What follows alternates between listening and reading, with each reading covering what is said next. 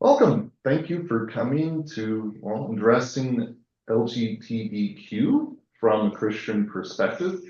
I guess it would be a little bit more accurate to say addressing the movement, and I'll get into why the movement rather than anything else as we progress through this first study, because I want to get into some of the background material. But before we ever do something like that, we should begin from a biblical perspective. So what I'd like to do is I'd like to start in 1 Timothy chapter 1, beginning at verse 15. So St. Paul says, "Here is a trustworthy saying that deserves full acceptance. Christ Jesus came into the world to save sinners, of whom I am the foremost." So we're all agreed, Christ came into the world to save sinners. Perfect people, they don't need saving, they're already fine. We need him to save us. So then we're also in agreement that he came to save us, right? Mm-hmm. Yeah. And he came into this world to save your neighbor, the person down the street, person in parliament, even that one, the one that just flashed your mind where you're like, what, even that guy or girl. You also notice I didn't actually name a party. Yeah. Regardless of party, like we're all so Christ came into the world to save sinners. So if we're also addressing LGBTQ movement, this means that Christ came into the world to save them. So regardless of whether or not we think they're sinning by committing homosexual acts, or whether they think they're committing sins by homosexual acts, they still need to be saved from all sins, just as we need to be saved from all our sins. But I wanted to point out this particular verse because of what Paul is saying about himself here. So he says, "Of whom I am the worst," or the foremost, or there's a few different ways to translate that, but this verse is where we get the hymn, "Chief of sinners though I be." Yeah. So, any guess as to why Paul considers himself to be the worst of sinners? And you can cheat by reading the whole text. Oh yeah, don't cheat by reading more of the Bible. But yeah, any guesses as to why he might think himself the worst sinner? Persecuted the church. Persecuted the church. Right there in verse 13. Once a blasphemer and persecutor, violent man. So why would he consider that to be the worst sin? Persecuting Christ himself. Yeah, persecuting Christ himself. And if you're persecuting Christ, well, what is Christ trying to do? Verse 15. Save us. Yes. So essentially, Paul is considering himself to be the worst of all sinners because he tried to destroy the source of all salvation. If he had his way, the Christian church would not exist, and everybody would be damned in their sins. That is why Paul is considering himself to be the worst of sinners. So for us, we're approaching the topic of, well, addressing sinners in the world. What could be one of the worst things that we could do to them? Not forgive them. Not forgive them and not preach Christ's forgiveness to them. Say that you have done whatever, or you are whatever, therefore Christ is not for you. You have no salvation. That is the worst thing we could ever do, is to try and remove God's salvation from people. Conversely, we as Christians, what is the one thing that we should be doing in the world? Opposite of that. Sharing the news. Yeah, sharing Christ, sharing the good news of salvation. So yeah, we as Christians, reflecting Christ, have to be going out, sharing the good news of salvation, bringing everybody into Christ. And we don't want to withhold this from anybody, I should say. And that includes those who are people that we might consider the worst of sinners. And that's exactly why Paul brings himself up, because in verse 16 he says, "For that very reason I was shown mercy, so that in me, the worst of sinners, the one who tried to stop any salvation in the world, Christ Jesus might display his immense patience as an example for those who would believe in him and receive eternal life."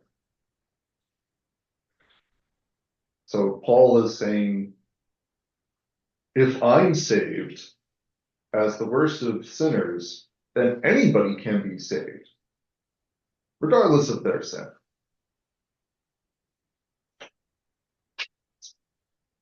Now, I'll have your eyes move up to a list of sins that Paul gives, because he's now pointing out some very specific things.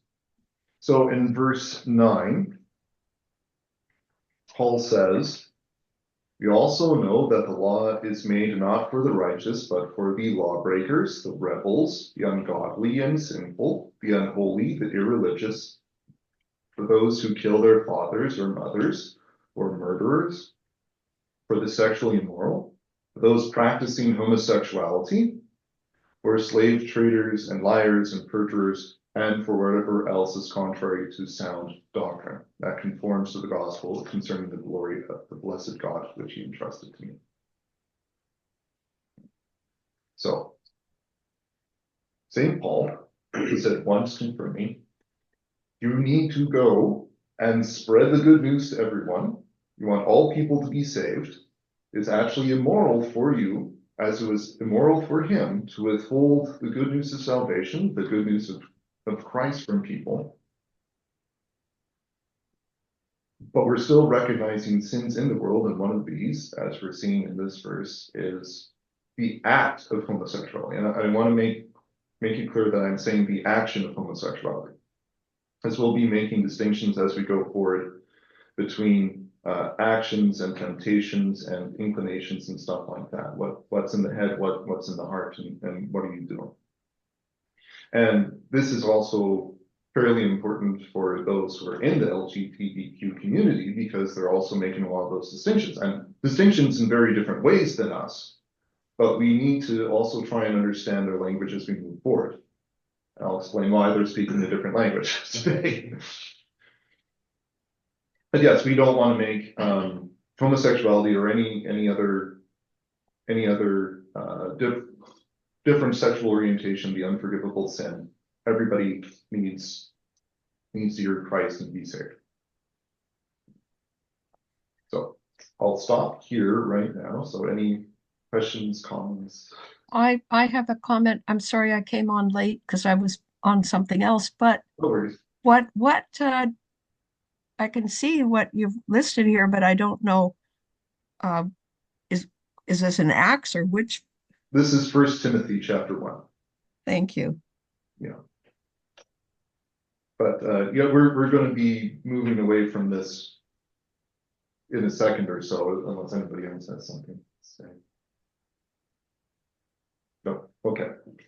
But yeah, I just wanted to put that out at the very beginning to have us properly oriented towards those who we're trying to address, because we have to address them as sinners, like we are sinners. Our sins are different, but that doesn't mean that we shouldn't be loving them and giving them, well, the good news of Christ. So we should always be going towards those who are sinful, just because this is what we're called to do. We're always called to show the love of Christ in everything we do. That's going to be complicated as we try to work through some of the practicalities of this in the world. But yeah, that's what we're called to do first and foremost. Okay. So now, we should have enough for everybody in the room. So I'll give a few copies this way, also give a few copies that way, so you can take one, pass it around. For the people joining me online, you get a PowerPoint presentation. Oh, thank you.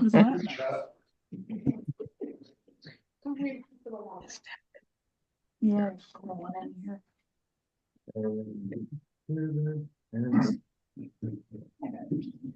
Come on. There we go. Okay. So I really want to address the question in this first study, how did we get here? This That is would be because we're coming at this from a very different origin. Now, I think maybe you're going to be an exception to this because you kind of got born into it. You're of that age. Yeah.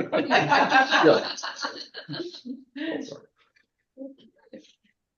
But for all us old fogies in the room, and now I'm getting a glare, but all us old fogies in the room, like how we got to this point in our social dialogue is a bit confusing. How on earth did we get to this position? And for a number of us, especially those of us who grew up in the church, like this is very foreign to our mindset. Like how on earth did this happen? Because society used to be different. Like even 30 years ago, it used to be very different. Even 10 years ago, it used to be different. So how on earth did we do this? So I'm going to try and do a short version of this, and this is very short. I can go into a lot more detail. If I really wanted to, this could be like 7 hours. I'm not. Sorry, I was just looking over in your direction because I knew you would give me a glare if I did that. If I threatened it, you would give me a glare. So this is going to be a basic one, and I'm only going to look through a few different sections. So you have up there Christianity, because quite unfortunately, one of the more, I guess you could say, liberal moves, or more accurately, enlightened moves of the Christian church helped create some of this. And you also have philosophy, but I'm also breaking off specifically political philosophy, because I think that would be useful to make a distinction that way. And then just politics. I'm using politics in a more general sense of politics, where instead of just people in a government building making decisions, this will be politics in the sense of political movements, political ideologies. Okay. So I'll start off at the beginning of the 1800s with a few different things. So you'll find them in the top row there. So you got, and they're fairly unrelated to each other. They're fairly unrelated, but they're all in some way finding some origin in the, I guess you could say, the French Enlightenment, but the Enlightenment in general. But at this point in time, these things are relatively unrelated except for that origin point. So in Christianity, you have something called higher criticism. What's higher criticism? Well, basically, it is the critic putting themselves higher than whatever text that they are studying. Okay? So the critic gets to make the decisions of what's going on in the text, not necessarily the text itself. So if the text says one thing, you can look at it and go, I don't believe you, and then you can make it say something else. Now, the issue really becomes that higher criticism is brought up in Christianity because the authenticity of the Bible is being questioned. This is something going on in the Enlightenment. So the Bible is no longer this divine thing that is the Word of God, but now it is made as a product of fallible human beings. So the product itself is errant and fallible. And you see this even today in a lot of the more liberal churches. I'm not going to get to that because there's going to be a line to liberal Christianity. And the liberal churches, they won't say the Bible is the Word of God. They'll say that it contains the Word of God. So it's inspired somehow, but you have to really decide which part is inspired and which part isn't. So when we get into the later waves of feminism, for example, the feminists will be reading that as, well, we can't trust anything in Genesis because it's telling it all from the male perspective. Therefore, this is worldly and ungodly. You know, wow, that doesn't really take it into any account objective observation, because if a divine voice is coming at you, hey, Abraham, do X, Y, Z, like, regardless of if you're male or female, like, that should be taken into account. But yeah, so in the later forms of feminism, that kind of comes up. But that's just one of the possible interpretations that comes from what actually becomes critical theory. Now, in the philosophical category, you have Hegelianism. And I'm going to guess only a couple of people in this room know who Hegel is. I've heard of him. Maybe. But regardless of if you haven't heard about him, he has basically influenced almost all subsequent philosophical thought in the West. So regardless of whether or not you've heard of him, you're using some of his methodologies in your everyday thinking, for better or for worse. Now, for Hegel, like, he also has his own theological bents, but I won't go into any of that. I just want to bring him up as he's constantly looking at a progress in history, that you have history moving in one direction, but that direction also entails the opposite direction, and where these two opposite meets, that's the new direction in history. Or if you will, you have a thesis, it meets an antithesis, they bash into each other, and then you get a synthesis. That's usually how Hegel is summed up, but he didn't use those words. For him, he would use words more along the lines of logical dialecticism. So you're going to be thankful that I don't use those. Okay. And moving along in the top row, you have feminism, the first wave. And this is promoted by figures such as Mary Wollstonecraft, and she's actually possibly the quintessential figure in this. So I have her book here, the rights of women, Vindication of the Rights of Women. Actually read through it. It's actually a pretty good book. I don't really find too much objectionable in it. Like, maybe I'll critique it from a philosophical perspective, but it's actually a fairly good book. And Wollstonecraft, even though she was basically an atheist, she was actually including a lot of religion and Christian perspectives in that book. So I'm like, okay, well, you actually know what we're trying to say, so good on you. But essentially, her argument is that women have been kind of put to the side in society. They're kind of seen as less than men in certain respects in society. And what she wants to do is she actually wants to make women engage more in, I guess you could say, moral spheres, ethical spheres, to actually contribute more to society, be more educated. And that's basically to fulfill their role. So she's actually not even arguing that women need to come outside the house, as later forms of feminism would. So, like, she's saying, like, no, it's given to women to marry men, have children, and raise those children. But I want more education so that women can do this properly. Like, how are you going to actually take care of your family if you don't know, for example, anatomy?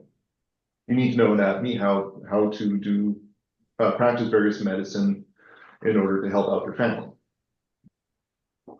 So yeah, she's basically taking a very much of an Enlightenment point of view, where education makes freedom, and that's what she wants. She's not trying to upturn roles, but she is trying to say, no, we need to engage women more. So that's the foundations that we're going to start with. So that's all coming in early 1800s. Now, for the people on screen, you'll see a little bit more targeting. Yeah. Yeah, but yeah, we're moving into the mid 1800s. So for higher criticism, they're on the left. This is moving into something called the quest for the historical Jesus. If you haven't heard about this, that's because it sort of died out in the early 1900s. But the quest for the historical Jesus was a huge thing, basically because people were taking the biblical text, going, hey, this can't be true because I don't believe it's true, therefore it isn't, which is circular reasoning. So basically what they're doing is they're saying, well, I believe Jesus actually was somebody different than how the guys who knew him are describing him. Therefore, Jesus was, and there's a whole bunch of different viewpoints. Now, quite interestingly, all those questers for the historical Jesus actually found a Jesus almost exactly like the one they were trying to find. And they're all different because they're all trying to find a different historical Jesus. But this actually, what this goes to actually show is that people with higher criticism, they'll continue to critique a text, arguing from the presuppositions, and from those presuppositions, they'll find the logical conclusions of those presuppositions, regardless of any evidence they actually have. So what is actually showing this quest for the historical Jesus is that higher criticism is not really working on evidence so much as it is trying to manipulate evidence in whatever favor you want. And this becomes a significant problem for the movements that higher criticism influences. More on that as we go. Now, Hegelianism. Now, you don't know Hegel, but I'm going to guess everybody's heard the name Marx, Karl Marx. Yes, indeed.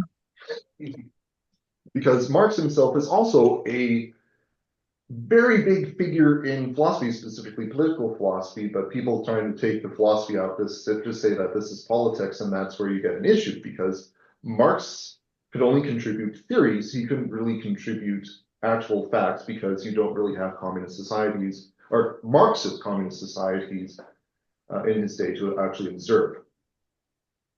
Now, of course, we have different relatively socialist organizations throughout all time.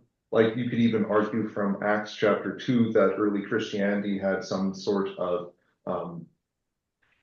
communism where we had all things in common in Acts chapter 2, but that's a very different movement than what Marx envisioned. So Marx takes his own bent to things. And Marx, coming from Hegel, he develops what's called dialectical materialism. So he takes the Hegelian thing, makes it now completely materialist, and he kind of removes the spirit of humanity from that as it goes. So Marxism, even though people keep working on it, trying to make it happen, as a Christian and as an amateur philosopher myself, I'll say that it can never actually happen because Marx fails on his premises, because he's assuming that he understands humanity, whereas he's kind of avoiding humanity of the spiritual dimension, and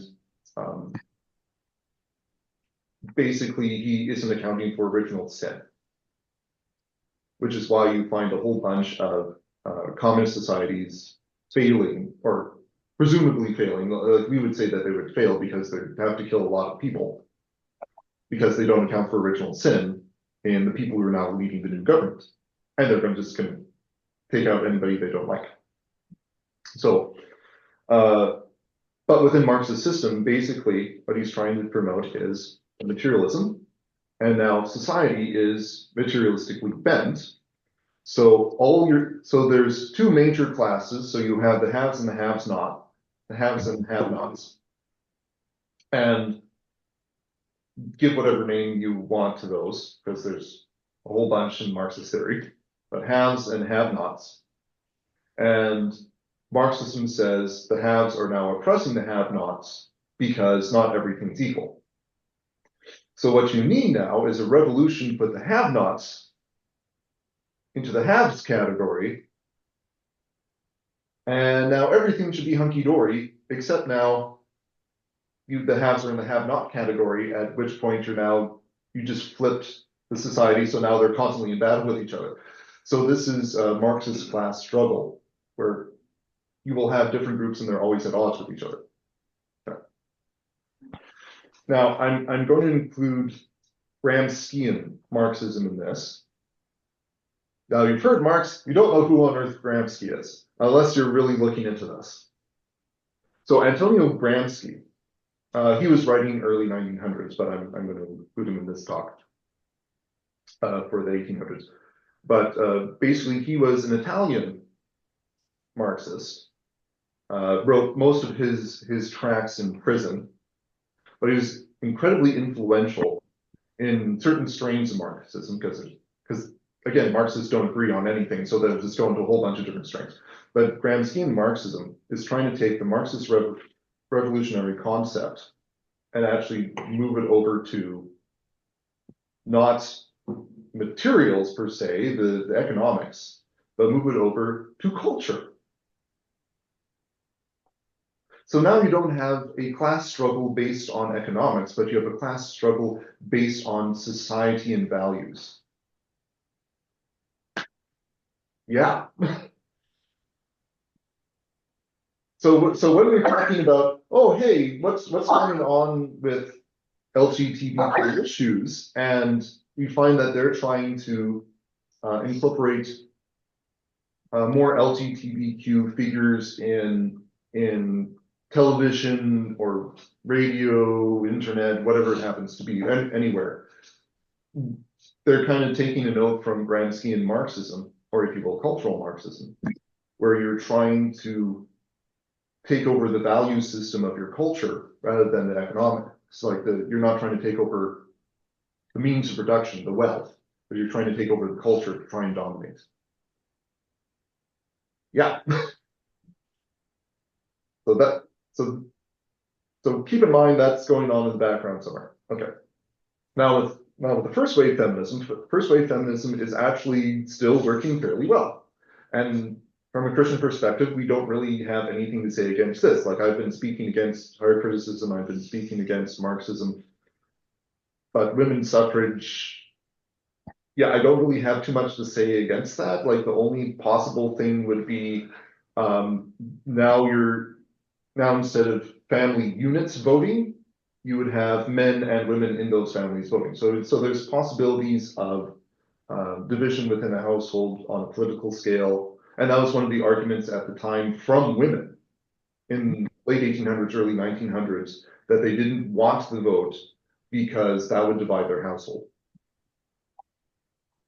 So that would be the only possible thing I could say to against this, but no, in general, like you would want, at least in civic movements, civil movements, so even outside the church, like you would want more people giving input into your political system so that you can better represent those involved.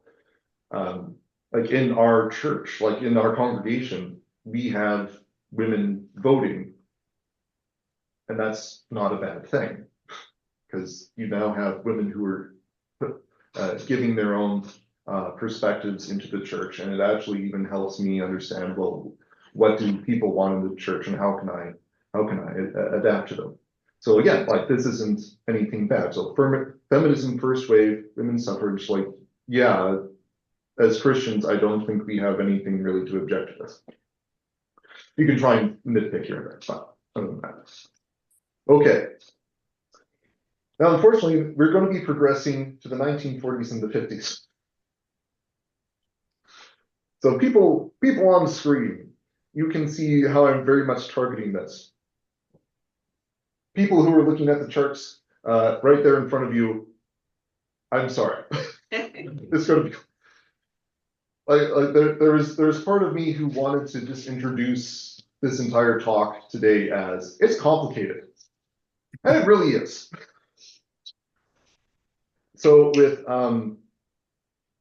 I'll look at feminism. So first wave feminism, Christians, we don't really have anything to speak against this. Like there isn't anything that's really objectionable to it. The argument is women should have more education to better serve their neighbors. It's like why on earth would we object to this as members of the church? Now, second wave feminism is where we get into some problems, because second wave feminism is actually coming out of not exactly a Christian background, but we're coming, oh, sorry, yeah. Yeah, I should speed up a little bit. Okay, so the second wave feminism is not coming really out of a Christian background, but out of a Hegelian background, existentialist background. And this is really because of two of the main philosophers of each of those movements.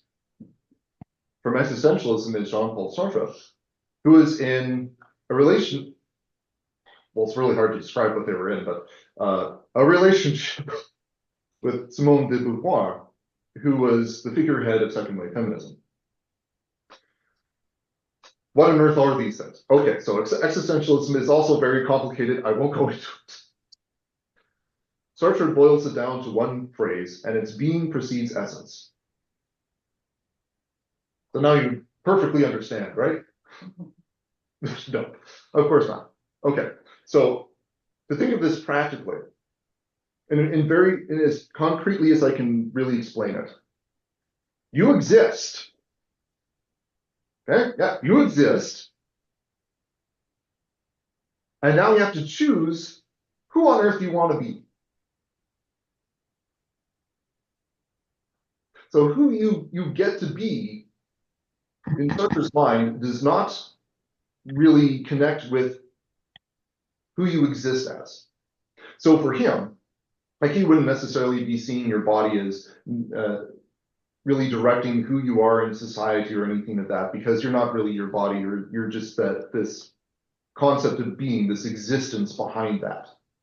So you get to determine who you get to be to a degree. And I know, like somebody who studied philosophy, I'm not explaining this quite right, but like there's so many nuances. Yeah, It's fine. In general sense, this is correct. Generally speaking. So when you apply that to feminism, and again, Sartre and Beauvoir, they're together. Beauvoir, what she's taking this as is, well, nobody is born a woman, you become a woman. And that's the famous phrase that gets put out into feminism. So you're not born a woman. Who cares what your biology is? You actually determine yourself to be a woman. I know, it's crazy. Well, I shouldn't say it that flippantly, but no, yeah, it's hard to understand. So for Beauvoir, and she's there we go.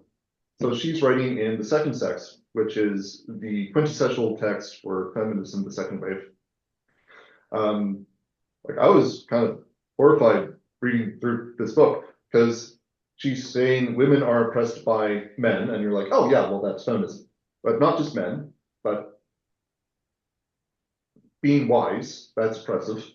It's like, okay, well, that we disagree with because women and men get married, but no, women are oppressed by being married to men. You're also oppressed by motherhood because now children are directing all your actions. So how dare those children oppress you? She's also arguing in here one of the better things that happened to women in the 1800s was abortion, because then you're not limited by your children anymore. Those annoying. Oh yeah, and she's also saying that prostitution was empowering for women because that now means that they get to take money from men instead of being oppressed by men in a marriage.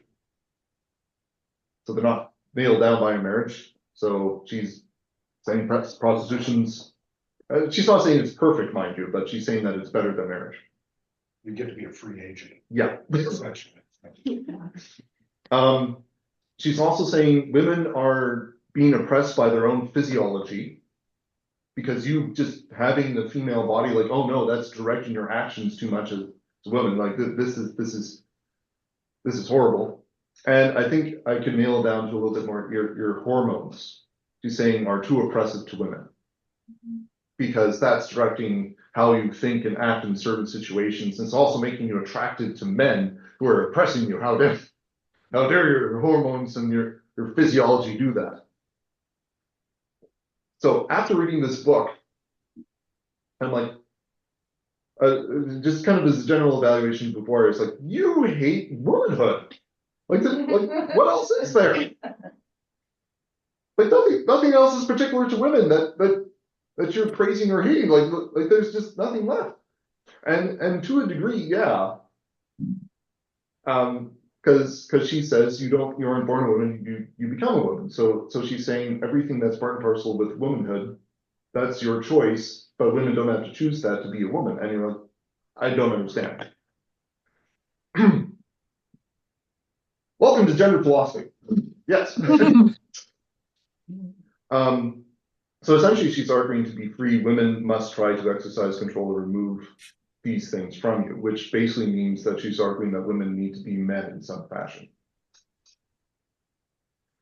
Yeah. Yeah. Okay. So now I'm laying more of the groundwork for why stuff is happening today. Now, in regards to more the political side, one of the major things that happens, I'm going to narrow this down to the US because it has major implications worldwide, is the US civil rights movement. So this is also happening kind of towards the 1940s, 1950s. Now, the civil rights movement was more targeted towards 50s, 60s. But this has massive implications for the US and the world at large, because now we're really dealing with the problem of racism. And from a Christian perspective, I would also say, yeah, we don't have a lot of issues with this. Like we might have issues of how it was conducted, like say if there were riots or something. Like that's breaking the fifth commandment by harming your neighbor, let's say. But do we as Christians want to have neither Jew nor Greek, male nor female, for we all one in Christ? Yes. Yes, we want to have everybody to have the same rights. So we don't really have any issues with this. But it's going to come into a different term. So now we're going to get into the 1960s. And things gets worse. So in the Christianity's line, now we're getting into what liberal Christianity today, and specifically contemporary liberal Christianity, because liberal Christianity has existed ever since the Enlightenment. But I'm going to say contemporary liberal Christianity, which is basically taking a note from higher criticism, which is not even just the Bible is subject to your personal interpretation, but all faith and even God himself is subject to your personal interpretation. This is why something known as New Ageism is very popular with some of these churches, which is basically, you're a part of God, now you get to determine who God is and how he acts. But that's also kind of coming not just directly from higher criticism, but through a different angle of higher criticism, which is a philosophical movement called Postmodernism. Now, Postmodernism has more than just a philosophical side, but Postmodernism, yeah, this is taking higher criticism and applying it to everything. So basically with Postmodernism, and there's different flavors of it. So I have two names there, Derrida and Foucault. Derrida is coming at this from a more linguistics perspective. And basically he's saying that since all language is constructed and there is no objective truth, moral, evidential, or otherwise, any communication after it's being communicated is no longer being owned by the originator of that communication. So if you write a book, it doesn't matter what you think you wrote, because it's now up to the person who reads that book to determine what is actually said. No, philosophy curtains. And you can apply this to just about any communication, any form of language. But basically, it is up to the recipient to determine what's being communicated. That doesn't change what the author of that message had in mind you, but basically Derrida says it doesn't matter. On the other side of this, you have Foucault, who's kind of coming at this from a more political bent, and he's looking at, well, now we're not really seeing history determined by morals or politics or anything. It's just forms of power.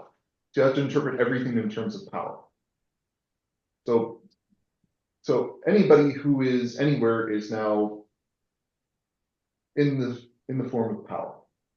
And this is very important for when you get to things like third wave feminism and LGBTQ, because they're understanding things in Foucault's mindset, which is now in terms of power.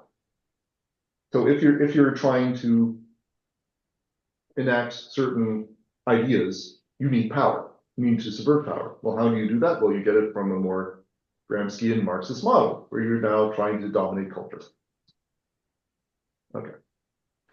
Now, for people on the screen, I haven't quite gotten to those boxes yet, but I'll also mention in 1960s, one of the other things that's starting to happen is the U.S. gay rights movement.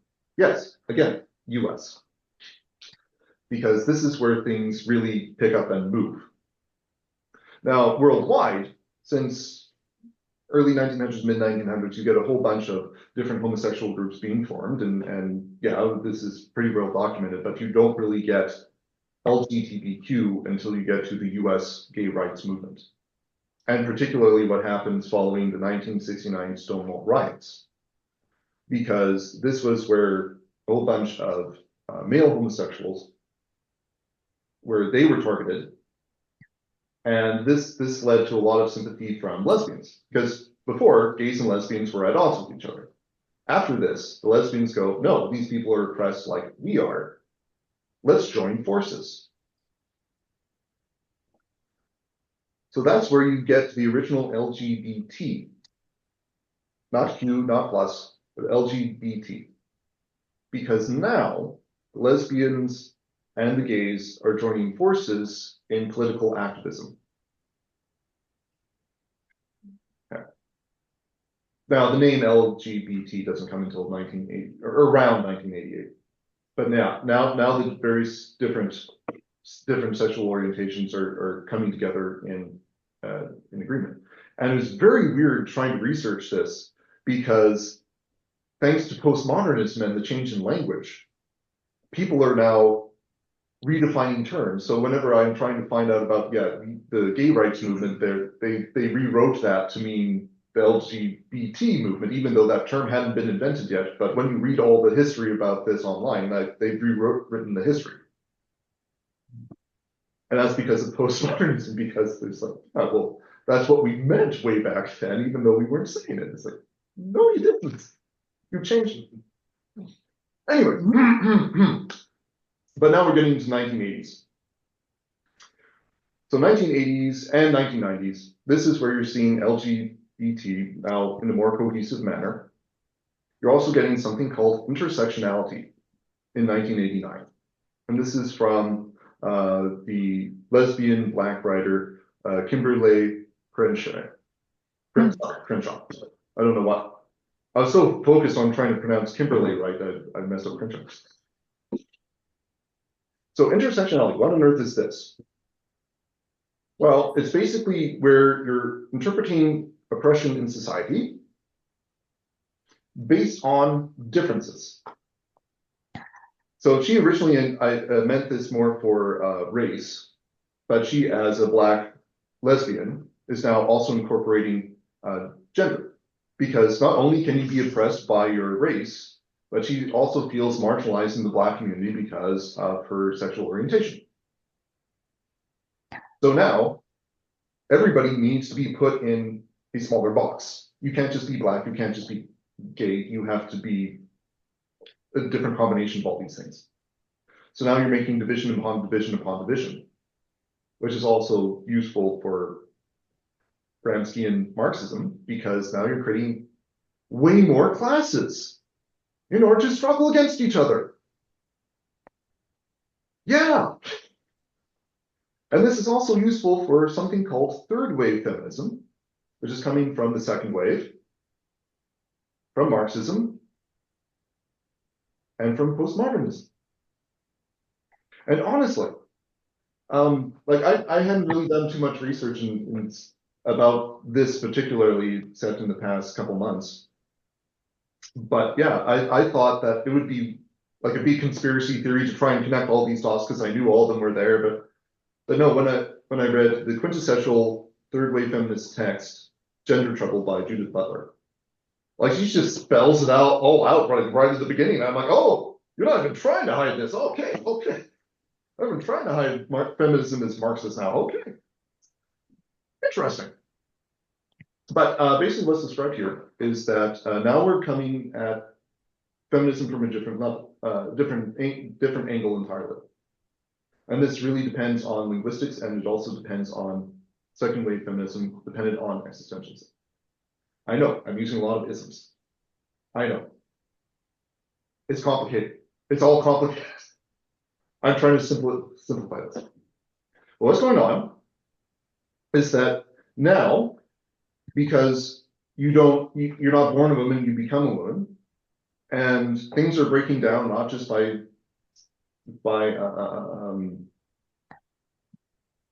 where you're at, but your different choices, your different orientations, and sex and whatever else. Now Butler will be arguing that your gender is no longer a function of your sex. So sex is biology. She's arguing that gender now is a social construct. And your gender is now actually something that you do. You perform it, which is what she calls the performative gender.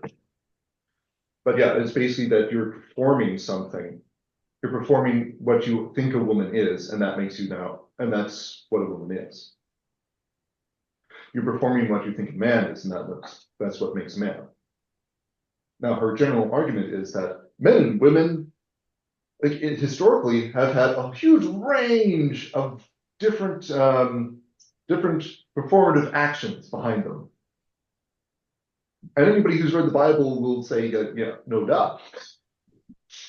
Because if you're a man today, I think most of us men have like, no, you're supposed to be stoic, you don't cry, you have to take everything with a stiff upper lip. Did you know that men cry in the Bible? What's up with that? Oh, weird. Weird. And they also admit that they made mistakes, and they share their feelings about things, and that,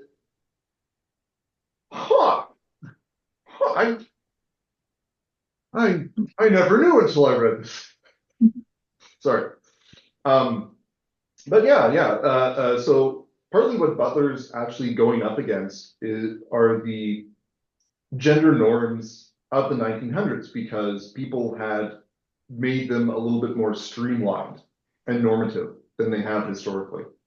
But historically, yeah, we've had a huge range in who you get to be. When my professor was talking about this at the BC Church Workers Conference not too long ago, he was talking about his wife. His wife grew up as the child of a farmer. She's helped out on the farm pretty much since birth. She is not necessarily what you would think a typical woman would be. Does that mean that she now identifies as a man? No. But she knows how to do stuff on a farm. Like she will lift up hay bales and other stuff. Like that's just what you do. But now, according to third wave feminism, you need to make a new gender category because she doesn't fit what you assume a woman would be. And this is where we'd start fighting up against it. Okay. Now, on the other side of things, we have intersectionality now influencing things not only in the sexual sphere, but also in the racial sphere. And this leads to something called critical race theory. Why are we bringing this up in an LGBTQ study? Well, that's because LGBTQ stuff isn't just limited to sex and gender. Sorry. I know, sorry. I was hoping that I could do this quicker. I knew I couldn't. Okay. But with critical race, well, I'll also even say like the A to Z of genderism, like there's lots of different stuff that have virtually nothing to do with gender in here, but they're listing it anyways because they're realizing this isn't just related to sex and gender. This is related to political movements. So with critical race theory, what it's trying to say is that not only is your biological sex to a degree a social construct, but now your race is a social construct. And race is a social construct to exploit people of color. I mean, like,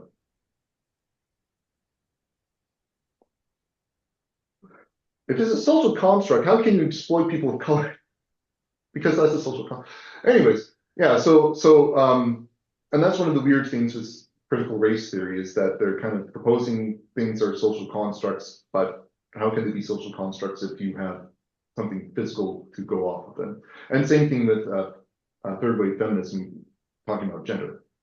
Like how can you know that there's an ideal man or woman to go after and be if this is a social construct?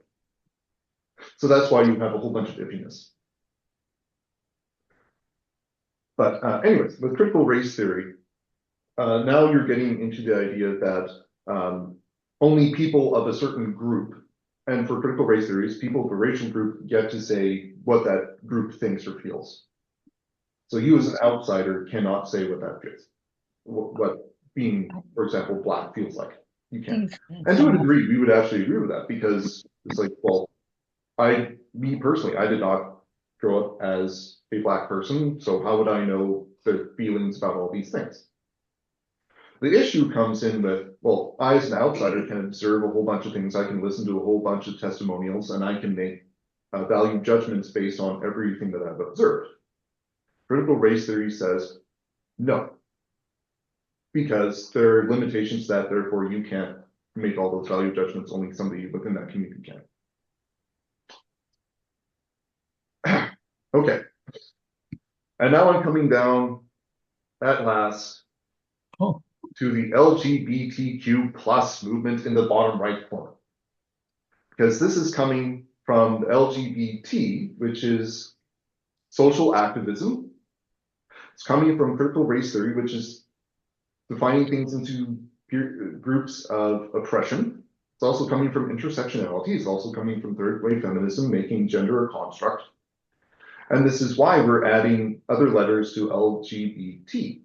We're adding other letters because now we're making tons of different categories, however many we want, because this is how we feel at the time, because this isn't based on physical evidence, because you've argued away meaningful discourse with postmodernism, because now your words can mean what you want them to mean, whatever they want to mean.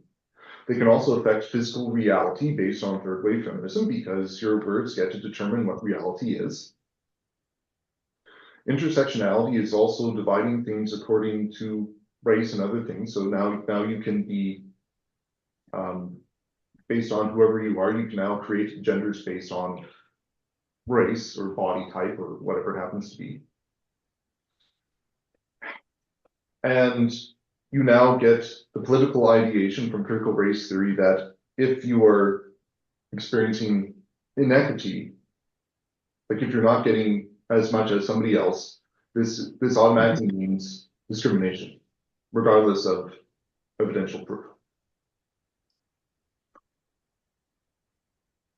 So LGBTQ plus is a movement, a political movement, and this is different from people who are now experiencing homosexuality or transgenderism as individuals.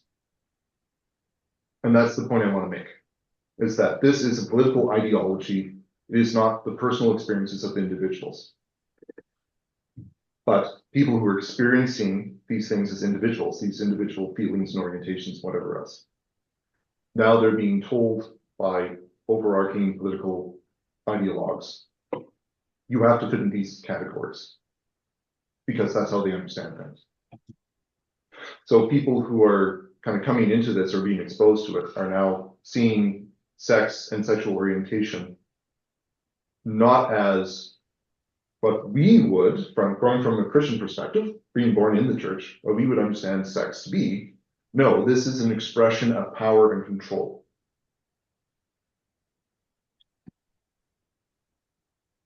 Yeah. So this is why I wanted to say, how did we get here? Because how did we get here means that now you're questioning things based on power, control. And it's not limited to this, just the idea of sex, but it's also bringing in a whole bunch of different parts of the social movement. Now, for people on the screen, oh, right, fourth wave feminism, I haven't covered that. Okay, fourth wave feminism, it's a new thing. This is also a lot of what we're going to be talking about, I imagine, as you start talking about your personal experiences. Because fourth wave feminism is where you get into kind of the concept of only a woman can say what a woman is. So if you have somebody who's biologically male, and they say that they're a woman, therefore they're a woman, according to fourth wave feminism. And right now, what I said is a bit offensive to fourth wave feminists, because if I acknowledge that this person is biologically male, they would say that I was never a male, and you just determined my sex from different biological assumptions. I was never a male, even though I had like male anatomy, male hormones, et cetera, et cetera. I was never male. How dare you make that assumption?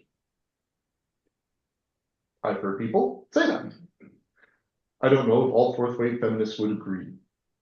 And that's how you would typify this. But that's what I've heard from different fourth wave feminists. So, and fourth wave feminism is also trying to call for even more demonstrations, more backlash, et cetera, because fourth wave feminism would include things like the Me Too movement. Me Too movement wouldn't necessarily, not everybody in the Me Too movement would necessarily agree that we should let biological males into biologically female spaces. But fourth wave feminism also included the Me Too movement. And this shows you how fast these things are changing. Because the Me Too movement is something that's relatively recent, like within the past few years, recent. But already, those people in that fourth wave movement are disagreeing with people in that fourth wave movement about who gets to be a female. Yeah. So things change fast. It is complicated. People on the screen now, you can see kind of the fullness of this diagram. You can tell that it's complicated. And then I have now this little note in the bottom left where I just say changes in technology and psychology and environmentalism should also be addressed, but I'm not addressing them right now. And you're like, what on earth does environmentalism have? Like what connection does it have to the LGBTQ movement? And that's why I'm going, yeah, what on earth connection does it have with that? Why are they linked all the time? Because I've listened to people in the LGBTQ movement talk about cisgender white males like myself. I kind of reject the term cisgender personally, but that's how they would typify me. And for no reason, they would also say like, yeah, you're a climate denier. I mean, why? But climate change denier. But yeah, that comes up because this is a political ideology which has a whole bunch of different factors to it. So people on the screen can now see that I am drawing a big oval around quite a few of these things. I'm drawing a circle around third wave feminism, fourth wave feminism, intersectionality, critical race theory, LGBTQ plus movement, as well as I would still include postmodernism in there because it's still pretty prevalent. That sphere is what we would call new leftism, or if you will, wokeism.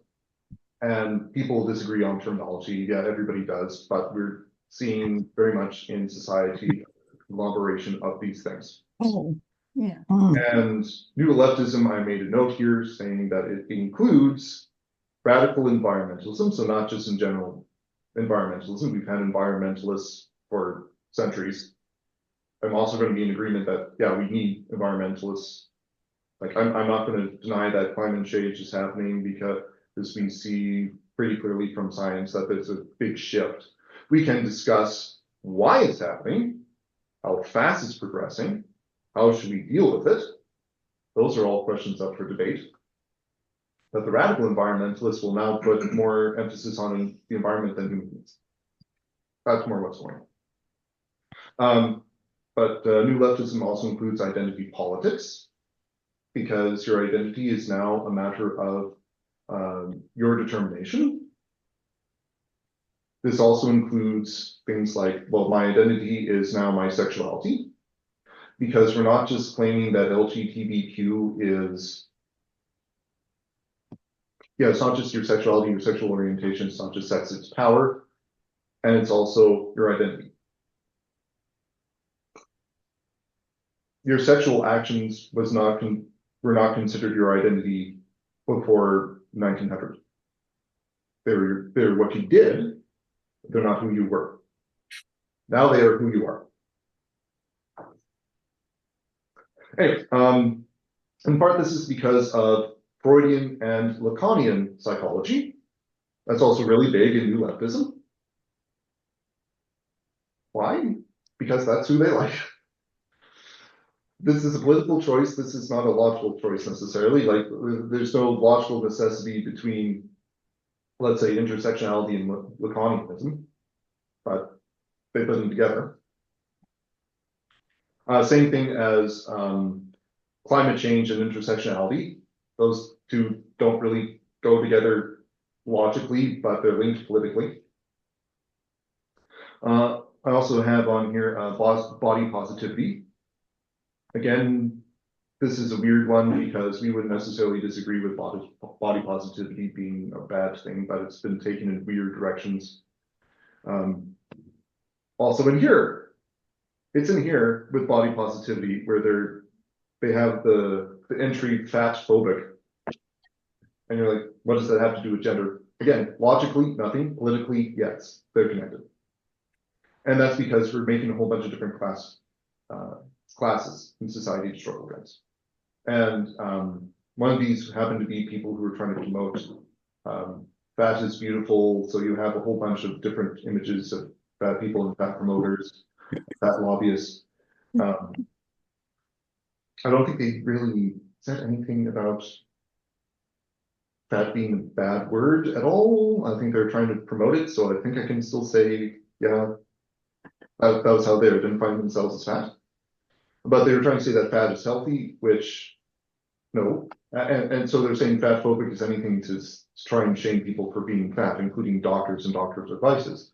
Now, this is interesting because a lot of the people who are who were influencers, fat influencers, they're dead because of their health choices within the past few years.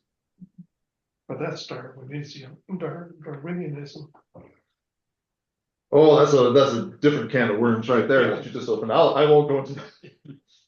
And I also have on here social justice, and social justice is a very nebulous term, hard to really define it.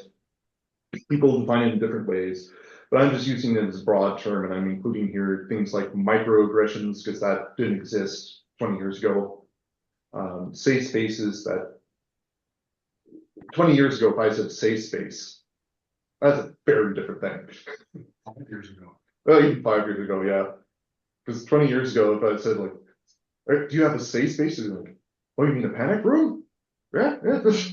No. Yeah. Safe space is basically a place that you cordon off so you do not have certain forms of language, or like I've also seen in certain locations, cisgendered white males were not able to enter safe spaces because just being a cisgendered white male was microaggression. Not everybody from this movement would agree with that. Not everybody will. But yeah, but it was a thing in certain locations.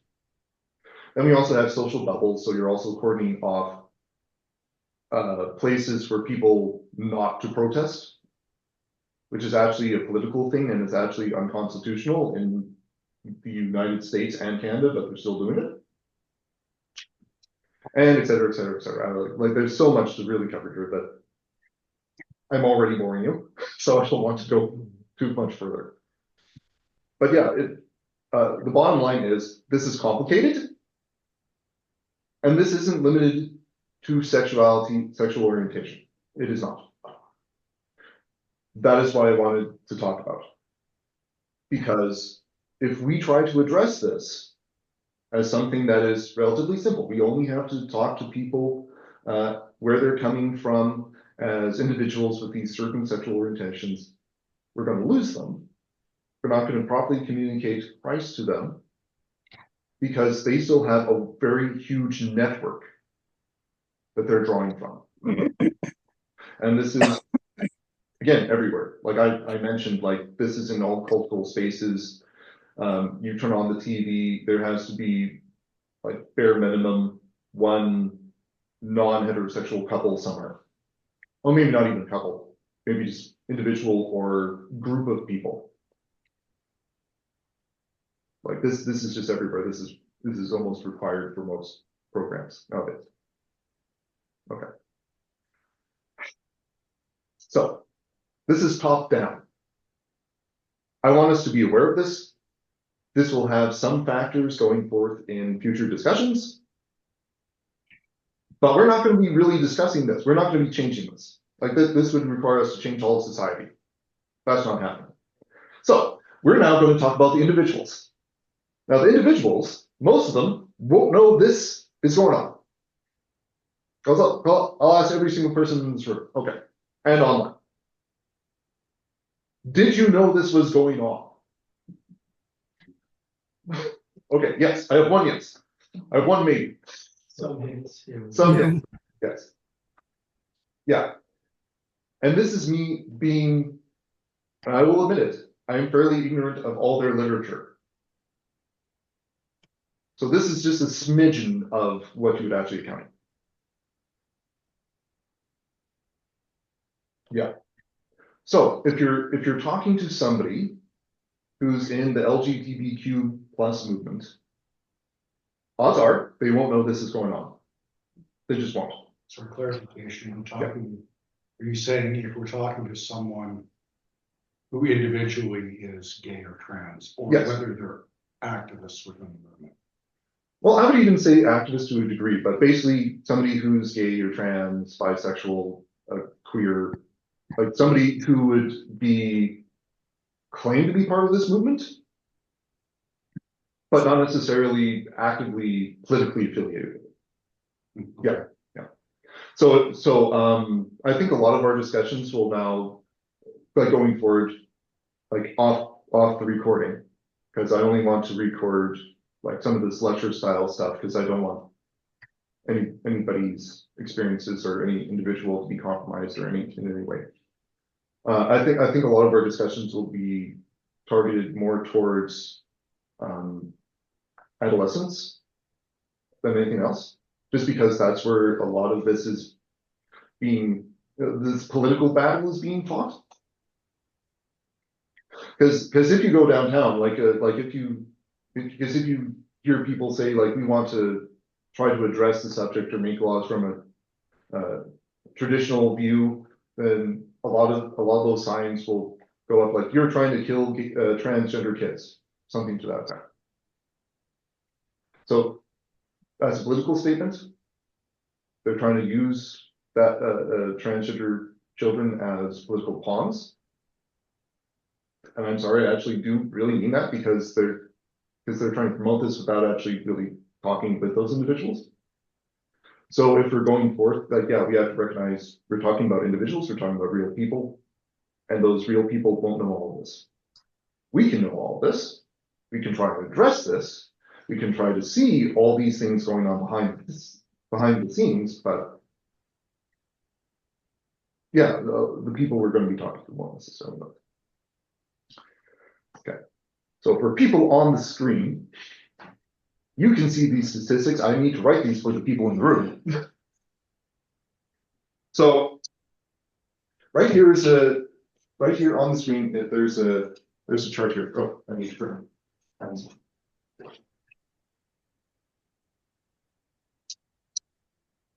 So if you look at one column and the other column, this doesn't make sense until you realize one column is supposed to add to 100%, the other column is supposed to add to 100%. You don't read across, you read up and down.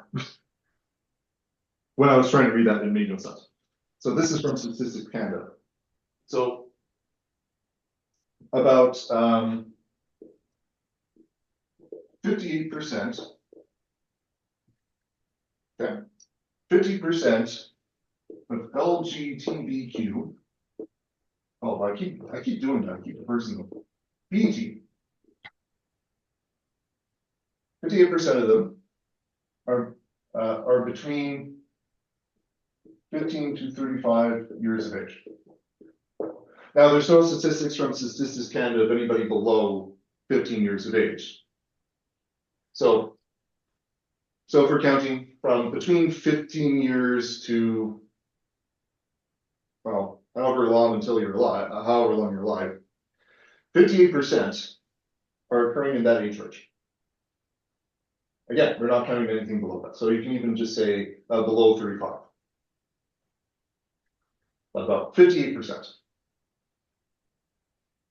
That seems odd. Especially when you consider, and I'll just look at my screen right, about 7.3% of LGBTQ in Canada are over 65. That's kind of weird, because that's relatively small. What you'd actually expect, but this would be that this is fairly distributed across all age ranges. And for people on the screen, if you look over at the non-LGBTQ, you see that most age groups are about 16%. That's where everybody is. So it's pretty uniform for non-LGBTQ, like everybody's pretty evened out for age range. Not this. It's really skewed towards the younger demographic. So also, just for clarity's sake, 32% of Canada's population that is over 15 years of age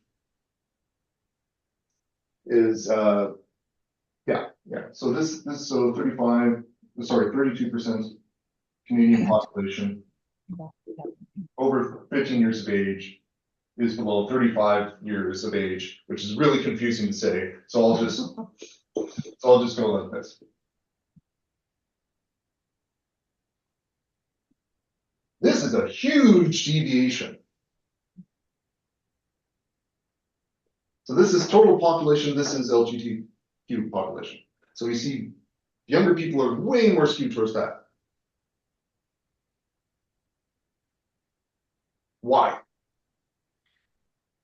That's the question. Indoctrination. So people on the street, I have to move that around. Okay. So if you think about this, let's say you have a Canadian youth. So you have a Canadian here.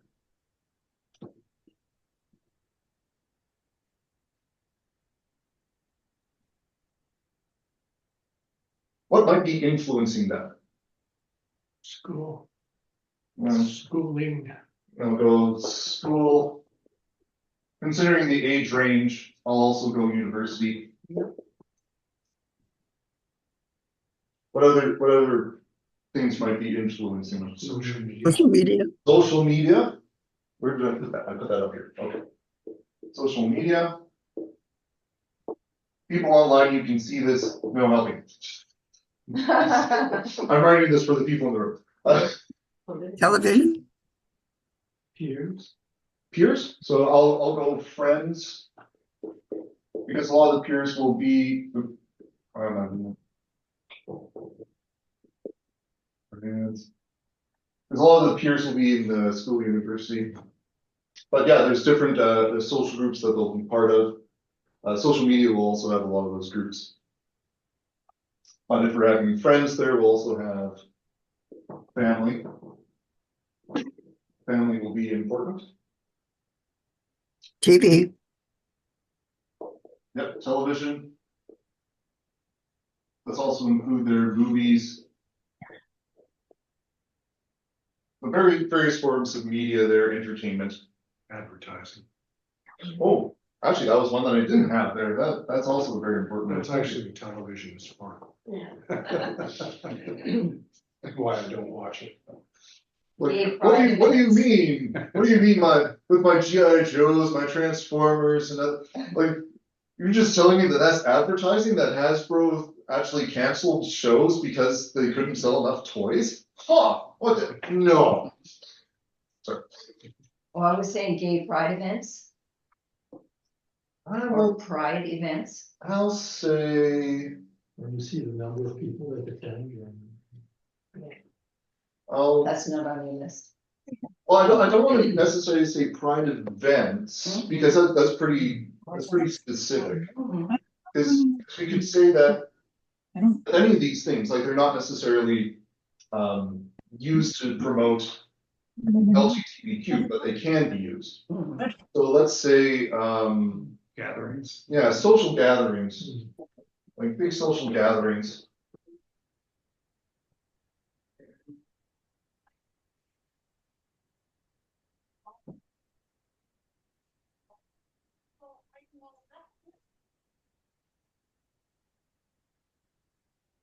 Church. Yeah. Thank you, Betty, who can see the screen. Nobody said church. Say that. Yeah. So when we look at this, you see a whole bunch of different influences, and I'll stop it here, and I'll bring people online back to this. So if you're seeing this, how much would you actually say that each one of these things actually influences the Canadian? And we can go any age range if we really want to. I'm going to say school and university from personal experience, whereby my oldest started grade 1, and my wife just was in there the one day helping out. And what they were discussing that day was that it's okay for boys to touch other boys. It's okay for girls to touch other girls. You're not supposed to cross touch, for lack of a better word. And at that point, we pulled the kid out and put him into a Christian school. Just for my information about when was that? Like what year?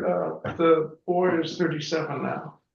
So. Oh, so way back. Yeah, but you know, it fits for, as soon as you wrote 15 to 35, I thought, well, bingo. Yeah. Yeah. So I'm 35 right now. And like I didn't quite have something like that. I didn't have it in grade 1, but I do remember, I think it was around grade 4 or 5. Like there was one life skills course, because they have life skills in general, but they don't really actually teach you any life skills anymore. A lot of it's just like, don't do drugs, be responsible during sex. That's about half of life skills right there. So with, yeah, I think it was around grade 4 or 5. There was one where they're asking the kids in a smaller group,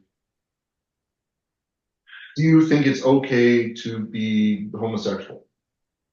Again, we're pretty young at that point in time.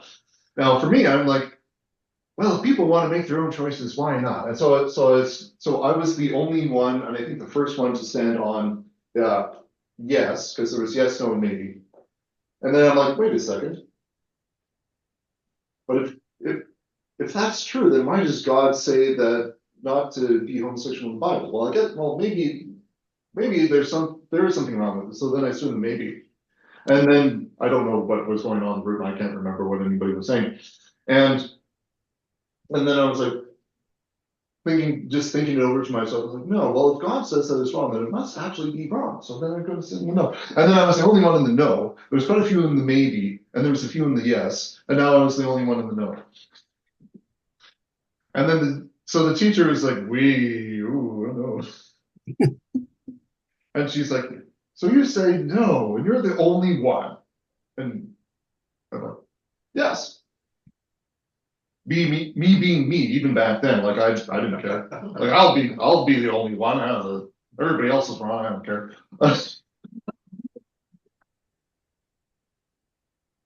Yeah. Anyway. So, but the teacher then said, well, but you moved all the way from the yes. I'm like, yes, I did. So it sounds like you're confused. I'm like, I guess so. And then she stopped talking to me at that point. She didn't let me explain. But yeah. So me being 35, yeah, it was starting to come in already at that time. And we could say as Christians, like, well, if we're also disagreeing with those sorts of sexual orientations, does that mean that we have to hate those individuals? And we'll say, no. Why should we, as Christians who want to spread the love of Christ and have them come into the church and be loved by Christ and be saved? Like, why would we hate them? We can't. But for a Christian, like, we would say, like, no, we're moving the individual, the actual person, away from the action. Already, April, as I was showing you in that timeline, shut the door. third wave feminism is already starting to conflict with that. Third wave feminism is already starting to say, no, you are your actions, which is now starting to influence the LGBTQ community. Because I also don't know if you recognize that, what was going on, but the LGBTQ movement is not necessarily being defined by the original LGBTs, those groups that were starting up, but they're being more influenced by feminists and racial theorists.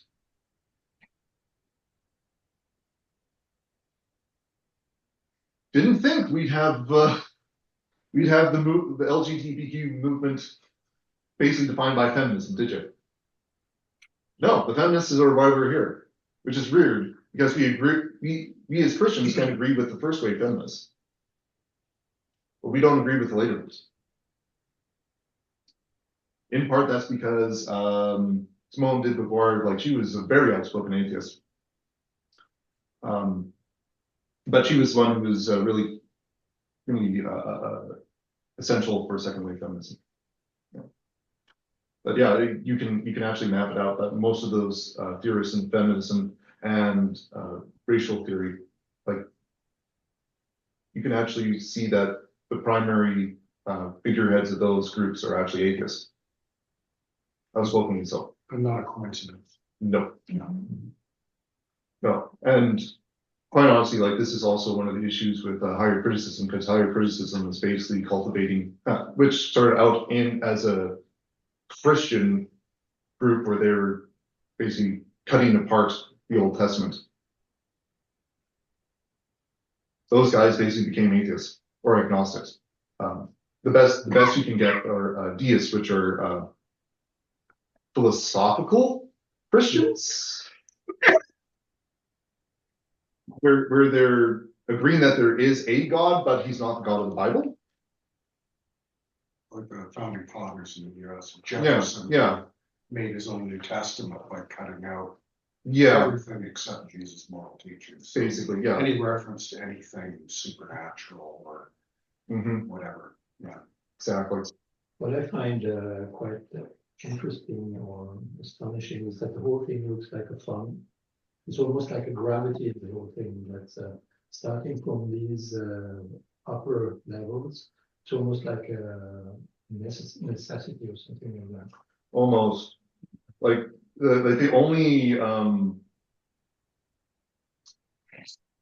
like, I'm also being pretty targeted in what information I have, because we could go like further and further out. But one of the weird switches that's in there is between the US civil rights and the gay rights. Because I put a connection there and I realized that was too strong of a thing. So I put, like, indirectly. Yeah, indirectly. Because essentially the difference between the two was the gay rights movement was using all the language of the civil rights movement, but it was very, very different. Like, different origins and directions and everything else. But it was using all the language.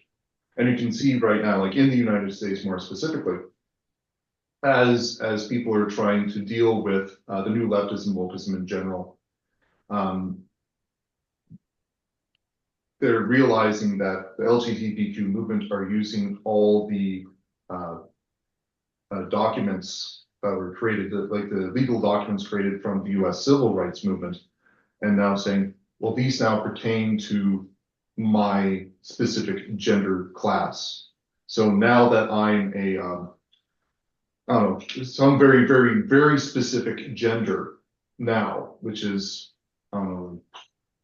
0.0000001% of the LGBTQ movement, because I identify with that, well, now I have, if you're rejecting me, you're rejecting me because of this, and I need to be included.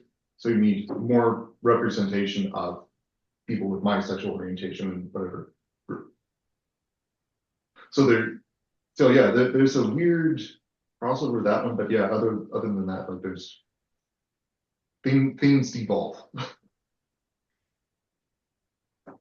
And that really happens once you cross out kind of the absolute. Now, Hegel himself, like he's one of the original thinkers that like he actually believes in an absolute. That's what he calls it, the absolute. But once you start dissociating yourself away from an absolute morality, an absolute text, something that you need to go back to for your morals, these things keep moving this way. That's a bit like trickling. Yeah. Actually, and this is one of the things that I wanted to bring up with the Canadian here and this shift towards youth. So if you're thinking about like, it's no surprise that the fastest growing demographic of transgender population are adolescent females. That's no secret. That's very statistically proven. Okay. So if we're thinking about girls, and we'll also include boys there, because the transgender boys also like really shot up. Not quite as fast as girls, but really shot up. So for anybody under 18, so again, we're the old fogies in the room. Do you remember a time in your house without internet? Not then. Do you remember a time before social media? Yeah, but not then. A time before television. Well, some of you maybe you can't, but okay, fair enough. Yeah, again, not them. Because like all these things, like they're very heavily, all these things are very heavily influenced by the technology of today and the communication of today, but not any of the youth. All the youth are extremely impacted by all the technology that they're having, which is also dissociating them away from these things. One aspect that I wanted to put on that graph, I didn't have any room and I didn't really know how to track it, was the statistical increase in narcissistic personality traits in Western culture. Because they've been steadily increasing since the 1970s, which is where, yes, you have the civil rights movement, but there are also some things in the civil rights movement that are going on, which were also, say, like the sexual liberation movement, which again, I couldn't fit on there. But that's kind of coinciding with the gay rights movement, because with the sexual liberation movement, which is also using the language of the U.S. civil rights movement, the liberation movement is basically going like, we don't have to contain ourselves in any of these organizations like marriage, which is also where you get a whole bunch of people of different sexual orientations going like, well, these people are wanting to experiment. Well, let's just use that. So people who are not necessarily considering themselves homosexuals were committing homosexual acts, and they're like, oh yeah, well, why shouldn't we give these people certain rights? And now we have to boil down, well, what rights did they actually not have? And there weren't really too many. Like there was discrimination all over the place, but there weren't really any like actual acts, like on paper, like which rights did these people have that those people don't? And when people were trying to promote homosexuality, like it really came down to marriage. Yeah, some of those legal things where you could actually come together with a partner and share assets, which didn't really factor into some of the gay rights advocacy in the 1970s, but 60s, 70s, and 80s, because a lot of people in the gay communities and the lesbian communities, they were having quite literally hundreds of partners per year, sexual partners per year. So they weren't necessarily settling down with people. But as time went on, more people are settling down, they were becoming more normative. There was also AIDS, which went like wildfire through their communities, which also caused them to limit the number of sexual partners that they had. And then once they start limiting the sexual partners, then they're becoming more monogamous. And then that's where you start getting more of a push towards gay rights in the form of marriage. And yeah, when you start talking about gay rights and gay rights advocacy around the world, like once you start moving away from, yeah, we want to protect their person, because we don't want them to be harmed or discriminated against in terms of hiring policies or things like that. Like we want them to eat and live. And again, Christians, we should be okay with this. Like, why would we want to harm them in their body or deprive them of things that they need? Like we'll disagree with their homosexual actions, but we don't want to deprive them of the means to live. Like in any way. So yeah, then a lot of it is being funneled towards the rights of marriage. And that came in a little bit later on. Which is weird. Okay. I don't even know how I really got into that. Okay. So influences on people that you might encounter. This is pertaining to the more younger demographics, and it is now being funneled through all these different things. So if you're looking at, well, how are people being influenced by social media? And if we're also talking about, and like there's this book, which is talking about transgenderism specifically with underage girls. Basically, one of the very common factors is there's an increased influence in, I'll get the color, social media, and that was the thing that we didn't have that we needed to put in. Internet.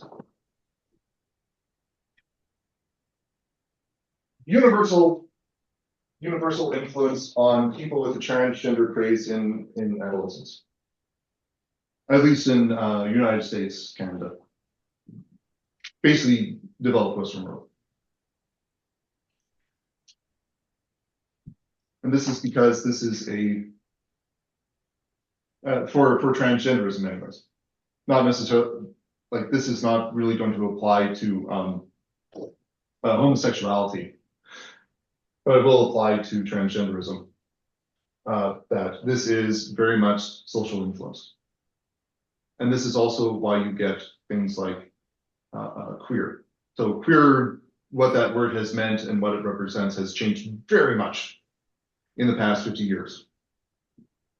Because it was originally meant to be kind of, this is something different, so something's queer, so it wasn't even used for anything remotely related to sexuality, but it kind of was used as a sexual slur against homosexuals for quite some time. Then they took it back, and then they were self-identifying as queer. And now homosexuals aren't using it anymore because queer is meant to be anything other than strictly heterosexual. And now a lot of homosexuals don't want to be anywhere near that word because they're associating it with the LGBTQ movement, which they don't even want to be in. Because that's one of the weird things is that since this is a political movement, you now have like lesbians, gays, bisexual, transsexuals who do not want to be part of this movement. And they're actively advocating against it. So there's huge factionalism here. So this is also why it's complicated. If you understand it as political, you can now see that there's a whole bunch of divisions within politics. But now, when you get to the actual individuals who you're counseling who are homosexual or transsexual or queer, if they're understanding themselves to be queer, they don't know this is all going on. They don't know why, but they're just kind of confused. Or maybe they're not confused. Maybe they're on a specific path and they just don't understand where they're in relation to the church. Okay. So if we're talking about strength of influence, like this will be very huge. Because people are on this all the time. People are around their friends all the time. You have to go to school. University, not so much, but it's promoted a lot at various universities. Like it is actually required if you go to almost any sort of program that you have to take something related to a minority or different sexual orientations. I'm not like an entire course related to that. Like I talked to people who took medical programs here in Canada, and they have to take a course on Indigenous studies.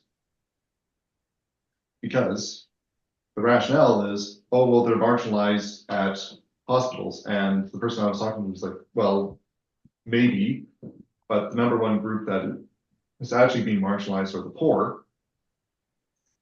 A lot of the Indigenous who are going there, they're actually in that range. So you could also even argue, well, it's not necessarily discrimination against Indigenous people, it's actually discrimination against poor, and they just happen to be a large group within that group. But yes, these have turned. Family, maybe not. Advertising, oh yeah, that's absolutely everywhere. Try to get away from it. And try to get away from advertising, which is using sexuality in some way or other. Yes, things are being used for that. People are watching that all the time. Social gatherings, maybe not as much. Like if we're talking about the wider group, maybe not as much. Because if we're even tracking this in terms of hours per week, you're probably with your friends several hours per week. You're at school, I don't know, 30 hours per week at least. On the internet, dozen hours per week, or television and internet combined, probably about 20 hours per week. Social media, quite a bit of that. People are getting messages all the time. Social gatherings, well, maybe you're not going down to whatever a parade or protest that is downtown, but maybe you're doing that every once in a while. You're hanging out with your family probably every so often. And if you go to church at all, that is 1 hour per week. So if you have a family member who's kind of on the fence about some of these issues, and you have your church who is saying, well, we don't agree with these certain actions, we want to love you, we want to cherish you, but we don't agree with these actions of these groups of people. And you have this speaking against that. Yeah. So the only way to actually communicate this as somebody in the church trying to address somebody who is outside the church who are dealing with these issues is like you have to be an extremely important influence in their life and actually show them a love and compassion that they have not experienced before, which can come from Christ. So that's a lot of this book, who's actually coming from the president of the Center for Faith, Sexuality, and Gender. So he has quite a few stories about how somebody who had no connection to the church came, like felt the love of Christ from a Christian and actually decided to come. But that's also somebody who has never had actual genuine Christian love expressed in the whatever community they were in before, and including LGBTQ communities. So unless you have a really big pull in the church, you're not communicating with people. Like you do have an in with as a family member, you do have some influence there, but you also have to compete against all these things. And it's not as though that these things are necessarily presenting love, but they're presenting a lot of, a lot of influence through time. Because if you're also looking at transgenderism in adolescent girls, one of the reasons that it skyrocket, or if you see one of the number one influences of how a girl decides to be transgender or discovers, they have at least one friend who says that they're transgender. Number one influence. The other influence I've heard is the amount of violent pornography that's out there overwhelmingly targets women. So young girls are looking at that and going, okay, do I want to be the subject of that? I think I'd rather be a guy. Thanks very much. I've heard that reported that that's a major influence. I wouldn't know the statistics for like how highly somebody would rate it, but yeah, that's definitely an influence as to. And I mean, exposure to pornography by younger and younger kids, right? I mean, that. Yeah, I would say exposure would be the number one, not necessarily violence, but exposure, because that's influencing adolescents well before they're ready to handle those sorts of things. So they're being influenced in different ways well beforehand. So it's not even necessarily violent pornography, but pornography. I don't mean violent, like to a criminal extent. I just Oh, mean just. no, yeah, I know what you mean. Like They're not nice, fluffy love stories. Yeah, right? I've looked at some of that. Just like I haven't looked in. I've had to look into some of the findings surrounding how that has influenced the statistics. But yeah, there's violent pornography that has influenced girls away from relationships with boys, whether or not that ends up in a lesbian or transgender relationship or whatever it happens to be. One of the issues, though, is, and this is from one of the organizations that I've supported to try and go against the porn industry. Like they put out, or actually. Well, yeah, they put up materials, but no, it was an interview that they were able to access. I think actually, no, I think the organization actually was able to put something in there where they had kind of an undercover interview. So they had somebody meet people behind Pornhub, which is the #1 porn website that exists right now. And the person was able to get some of the people from Mind Freak for coming behind that website to declare, yes, we are quite consciously trying to put out queer content and transgender content to people. Like that's in the recommendations to anybody using that site. They are trying to make people more sympathetic to the LGBTQ political movement by doing this. It's so demonic. That is, yes. Yeah. I think we need to be careful with our language because we don't want to say anybody who is in that movement is demonic because they might just be trying to promote what they think is right. And this is also one of the issues is even though there's political movements, the individuals who are involved, who we'll be speaking with, they're extremely emotionally driven. In the porn industry. No, not in the porn That's industry. what I was talking Yeah, about. porn industry demonic. It's I'll say that. demonic. Yeah. Yeah. I'll say that's what I'm porn saying. industry is demonic as a pastor. Yes. Okay, in general, thank you. In general, it's Staying with demonic. me. But in the LGBTQ movement, like there's individuals like they're just extremely emotionally driven, and this is how they're making a lot of these decisions, relationship decisions.